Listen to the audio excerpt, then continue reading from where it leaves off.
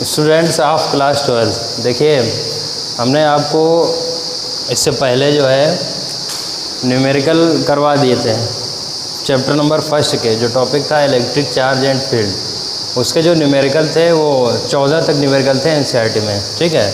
उसके बाद जो न्यूमेरिकल्स होंगे वो गॉसेस थ्योरम पर होंगे, गॉस की प्रमेय पर। तो आज जो है हम टॉपिक स्टार्ट कर रहे हैं गॉस थ्योरम में क्षेत्रफल वेक्टर और घन कोण को लेकर जो है यहाँ से टॉपिक आज चालू होगा, ठीक है। उसके बाद वैद्युत फ्लक्स और फिर आएगा आपकी गॉसेस थ्योरम। देखिए इससे पहले आप लोगों ने इलेक्ट्रिक चार्ज एंड फील्ड में, ठीक है, बहुत सारी चीज़ें पढ़ी कि इंटेंसिटी क्या होती है ई, ठीक है, वैद्युत क्षेत्र की तीव्रता क्या होती है और इलेक्ट्रिक फील्ड क्या होता है, इलेक्ट्रिक फील्ड से ही संबंधित। और ये जो गॉसेस थ्योरम होगी वो वैद्युत क्षेत्र की तीव्रता का एक जो कह सकते हैं कि सतत आवेश वितरण के कारण जो तीव्रता उत्पन्न होती है उस पर जो है जो उसकी तीव्रता निकाली जाएगी वो गॉसेस थ्योरम में निकाली जाएगी, ठीक है। तो टॉपिक जो चालू होता है वो क्षेत्रफल वेक्टर से, ठीक है, कि क्षेत्रफल वेक्टर क्या हो सकता है, इसको किस प्रकार से परिभाषित किया जा सकता है, इसके बारे में आज यहाँ पर अध्ययन करेंगे। देखिए ये टॉपिक जानना बहुत ज़रूरी है क्योंकि गॉसेस थ्योरम में आपका जो है क्षेत्रफल वेक्टर जो है प्रयुक्त होगा।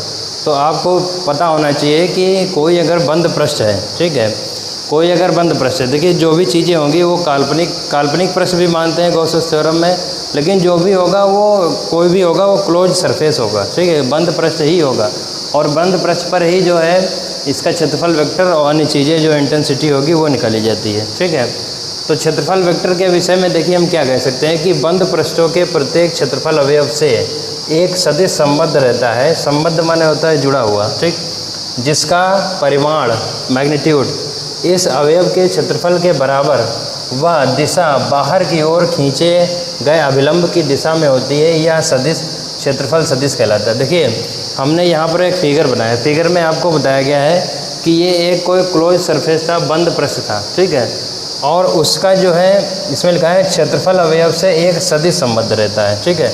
ये आपका डीए जो था एक क्षेत्रफल सदिश है, ठीक है, उससे जो है जिसका परिमाण, ठीक है, जो मैग्नीट्यूड होगा वो इस अवयव के क्षेत्रफल के बराबर, ठीक है, इसके बराबर होगा, व दिशा बाहर की ओर अभिलंब की दिशा बाहर की ओर खींचे गए अभिलंब की दिशा। अभिलंब माने होता है ये सीधा, ठीक है, इसका परपेंडिकुलर बाहर की ओर इसका डी होगा।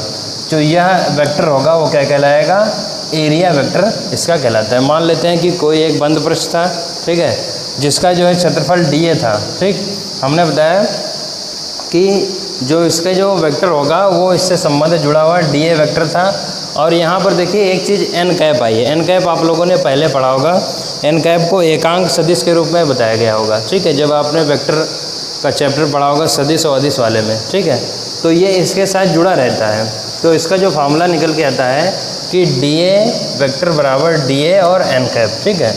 हमने ये क्यों लिखा है ए वेक्टर बराबर ए और एन कैप, अगर पूरा जो है इसका संपूर्ण पृष्ठ माना जाए ए, ठीक है, ये तो हमने जो है एक लघु क्षेत्रफल अवयव खंड कोई माना था, एक काटा गया था किसी बंद पृष्ठ से, ठीक है। डी ए, देखिए डी ए जहाँ पर लग जाए इसके विषय में हम बताना चाहेंगे। तो डी जो निरूपित करता है वो कोई भी पृष्ठ के जो है छोटे खंड को निरूपित करता है, ठीक है। जो डी निरूपित करेगा, डी ए जैसे लगा दिया तो ये उसका जो है लघु खंड क्षेत्रफल अवयव हो गया, ठीक है। कोई भी चीज़ में इसमें जो भी चीज़ें डी ए को निरूपित करेंगे वो उसके सूक्ष्म भाग को या छोटे खंड को निरूपित करती हैं, ठीक। तो ये ए वेक्टर बराबर ए वेक्टर एन कैप है यहाँ पर। तो यहाँ पर क्या होता है कि जो ए वेक्टर एन कैप है यहाँ पर ये संपूर्ण पृष्ठ के लिए, यहाँ पर जो ये होगा ये किसके लिए, संपूर्ण पृष्ठ के लिए, ठीक, संपूर्ण पृष्ठ के लिए जो है ए वेक्टर यहाँ पर रखा गया। यहाँ पर कोई एक लघु क्षेत्रफल अवयव था, ठीक है। डी ए को क्या कहते हैं, लघु खंड क्षेत्रफल अवयव, ठीक है, लघु खंड का ये क्षेत्रफल अवयव होगा। समझ गए कि नहीं, इसकी परिभाषा और इसके विषय में जान गए कि ये किस प्रकार और किस क्षेत्रफल अवयव जो बंद पृष्ठ का होगा उसकी दिशा सदैव जो है अभिलंब बाहर की ओर होगी, ठीक है। जितने भी आप गॉसेस थ्योरम के जो है डेरिवेशन करेंगे उसमें सदैव जो है इसकी दिशा कहाँ होगी, बाहर की ओर होगी, ठीक है। अब बात आती है घनकोण, ठीक है, सॉलिड एंगल की।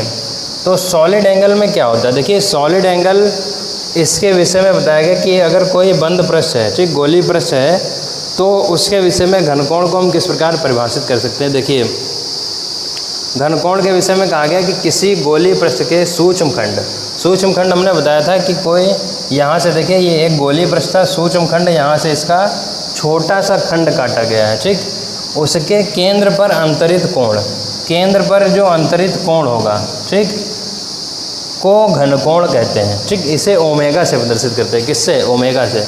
देखिए ओमेगा को इससे पहले भी कई रूपों में प्रदर्शित किया जा चुका है, लेकिन जब आप इलेक्ट्रिक पढ़ेंगे, ठीक है, उसमें जो घनकोण होगा वो ओमेगा के रूप में लिखा जाता है। दूसरी चीज़, इसका मात्रक जो होता है वो स्टेरेडियन होता है। घनकोण का मात्रक जो होगा स्टेरेडियन। स्टेरेडियन जो है आपको बताया गया होगा, जब एसआई पद्धति में आप पढ़ रहे होंगे तो उसमें जो है मात्रक का जिक्र हुआ होगा, उसमें स्टेरेडियन बताया गया होगा। और जो आज आप पढ़ रहे हैं घनकोण, उसका मात्रक क्या होता है, स्टेरेडियन, ठीक है।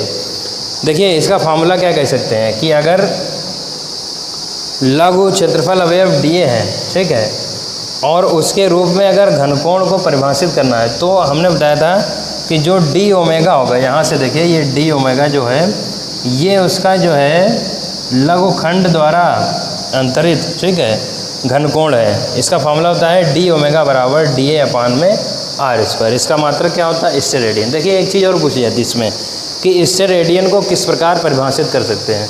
तो स्टेरेडियन को परिभाषित करने के लिए अगर हम यहाँ पर मान लें कि आर स्क्वायर जो होगा वो एक, आर स्क्वायर को क्या मान लें, एकांक मान लें, तो आर स्क्वायर को एकांक मानने में क्या होगा, जो डी ओमेगा होगा, डी ओमेगा वो किसके इक्वल हो जाएगा, डी ए के इक्वल हो जाएगा, ठीक। यहाँ से स्टेरेडियन की परिभाषा निकलती है।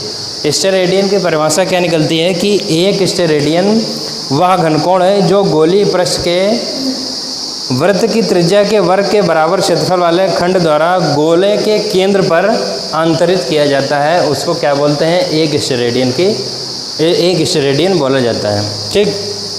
अब देखिए यहाँ से हमने तो ये निकाला था कोई एक लघु क्षेत्रफल अवयव है डी ए, उसके कारण घनकोण डी ओमेगा बराबर डी ए पान आर स्क्वायर। दूसरी चीज़ अगर देखिए, अगर संपूर्ण पृष्ठ मान लिया जाए, ठीक है, संपूर्ण पृष्ठ पृष्ठ द्वारा देखिए क्या होगा। संपूर्ण पृष्ठ द्वारा हम ये कह सकते हैं कि जो ओमेगा होगा वो ए अपान आर स्क्वायर के इक्वल होगा कि नहीं होगा, ठीक है। और जो इसका जो गोली पृष्ठ हमने माना है, गोली पृष्ठ माना है कि नहीं, तो गोले का जो संपूर्ण क्षेत्रफल होगा वो किसके इक्वल होगा, हमको मालूम है कि वो 4 पाई आर स्क्वायर के इक्वल होता है, ठीक है। लिखेंगे because A equal 4 pi R square. क्यों, क्योंकि यहाँ पर गोली पृष्ठ लिया गया था, ठीक है। तो अब देखिए यहाँ पर इसकी वैल्यू रख दीजिए, तो ए बराबर क्या हो जाएगा, 4 पाई आर स्क्वायर अपान में आर स्क्वायर। तो ये कट गया, तो ओमेगा बराबर क्या आ गया, 4 पाई, ठीक। कंक्लूजन क्या निकला कि अगर कोई संपूर्ण पृष्ठ द्वारा उसका घनकोण पूछा जाता है केंद्र पर, तो वो किसके इक्वल होगा, 4 पाई के इक्वल होगा। ये आप लोग जो है हमेशा याद रखिएगा, ठीक है। तो जो ओमेगा होगा वो किसके इक्वल होगा, 4 पाई, और इसका यूनिट जो होता है वो क्या होता है, स्टेरेडियन, ठीक, समझ गए। दूसरी चीज़, अच्छा अब ये देख लीजिए कि अगर यहीं से अगर ये मान लिया जाए कि ये जो डीए था, ठीक है, ये जो है कोई थीटा कोण अंतरित कर रहा है, ठीक है। तो थीटा कोण अंतरित करने में क्या होता है, ध्यान दीजिएगा, इसमें ये चीज़ पूछी जाती है, इसको आगे भी यूज करेंगे कि घनकोण जो होगा वो किसके बराबर हो सकता है, इतनी चीज़ समझ लीजिए, ठीक। अगर थीटा कोण है तो जो इसका लघु क्षेत्रफल अवयव डीए होगा, ठीक, और जो इसका हम निकाल रहे हैं लघु क्षेत्रफल अवयव डीए के कारण इसका क्या घनकोण जो निकाल रहे हैं वो किसके बराबर होगा, हमेशा ध्यान रखिएगा, ये डीए कॉस थीटा अपॉन में आर स्क्वायर के इक्वल होगा, ठीक। ये फार्मूला जो है यूज होगा, कब यूज होगा, जब इसके सापेक्ष में साथ में जो तुम्हारा लघु क्षेत्रफल अवयव डीए दिया था उसके साथ में कोई थीटा कोण अंतरित करता है, तो अगर हम घनकोण को कहेंगे तो डी ओमेगा बराबर D A cos theta upon में आर स्क्वायर के इक्वल होगा, ठीक है। तो आज हमने दो चीज़ों को बारे में अध्ययन किया कि एक जो है तुम्हारा क्षेत्रफल अवयव, क्षेत्रफल वेक्टर की परिभाषा क्या हो सकती है उसके विषय में, और घनकोण के विषय में हमने बात की। जो अगला आपका बताएंगे वो अगला जो होगा वो वैद्युत फ्लक्स, ठीक है, वैद्युत फ्लक्स और गॉस की प्रमेय इंपॉर्टेंट आएगी, गॉस की प्रमेय, ठीक। तो ये चीज़ें जो है आपको बताई जाएंगी। तब तक के लिए चैनल के वीडियोस को देखते रहिए, सब्सक्राइब करें, लाइक करें और जहाँ पर समझना है पूछें।